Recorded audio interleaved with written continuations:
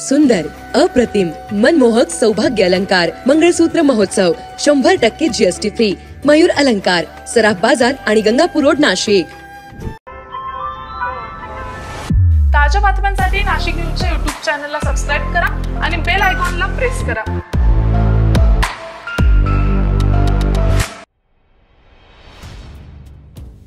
रायगड आणि नाशिक जिल्ह्याच्या पालकमंत्री पदावरून सुरू असलेला तिढा अजूनही सुटलेला नाहीये.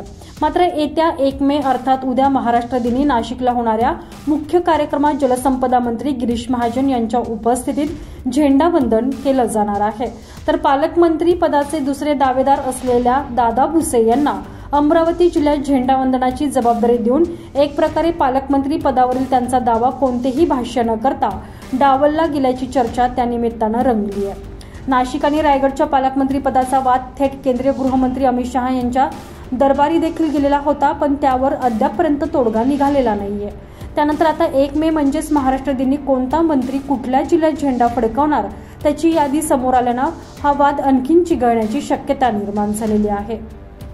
तर गिरीश महाजन यांना नाशिकच्या झेंडावंदनाचा मान मिळाल्यानं एक प्रकारे पालकमंत्री पदाची माळ त्यांच्याच गळ्यात टाकण्याचे संकेत देण्यात आल्याची चर्चा राजकीय वर्तुळात रंगली आहे.